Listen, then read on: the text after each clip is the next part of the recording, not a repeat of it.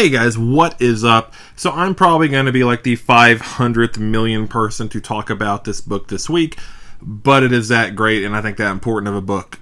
This week we had kind of the official, not so much kind of relaunch of Vertigo, them bringing back Vertigo in a big way. They've tried a couple times in the past.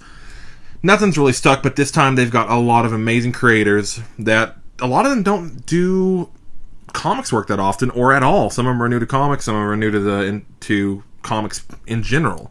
So it's really interesting, really cool to see what's going to come out of it. And we got our first taste this week with Border Town.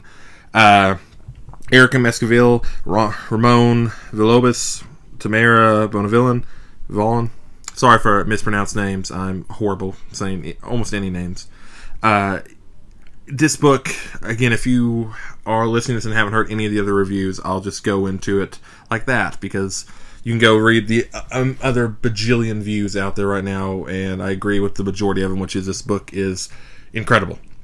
This is the first new Vertigo book I have read that gave me that same feeling as reading Invisibles #1, specifically Preacher #1. This feels to me like this could be almost I hate saying a newer version of this, because I don't mean this is nothing like Preacher, this is nothing like Invisibles, but it does feel like this could be a Preacher for this current generation, for my generation. It's really what it feels like. Because even though I read Preacher when I was younger, and even though Preacher was extremely popular in the 90s, and I mean still very popular today, and having the resurrection with the TV show, and never really left popularity. It's one of those things where if you weren't a teenager or a young adult in the time period it came out in, I don't feel like you can truly feel everything. Because that's something with Preacher to me. I always had the either fortune or misfortune of being able to look back at it with what we know today.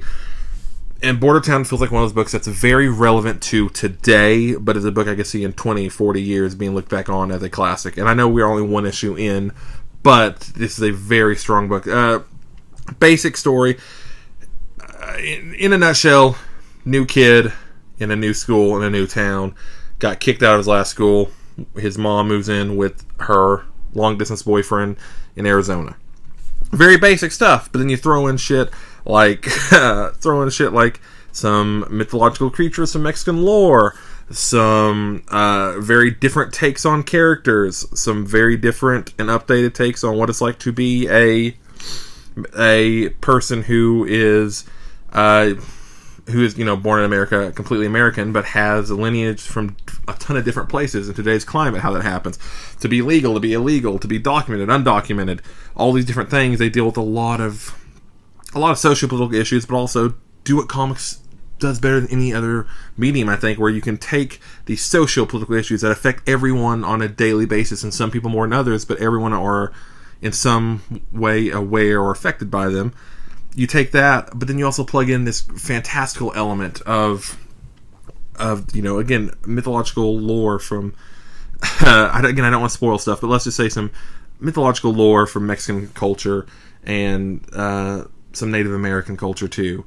It is a very cool mix of vibes and feelings, and I know I'm talking very carefully because I really don't want to spoil this book. I think if you haven't read this issue, go out and pick it up. It's 100% something you need to read. I know there's a lot of stuff going on in comics right now that are making some people mad, and this is the type of thing where I think if you got mad by this, if you got affected by this in any way, good. This is going to be a controversial book. This is going to be one that's going to piss some people off. This is going to be one that makes a lot of people very happy, no matter what. It is a very well written, very well drawn, very interesting story that 100%, if you are a fan of comics, of underground comics, of comics coming from a different point of view, pick this up. Do yourself a favor. 100% worth it. Can't recommend it enough.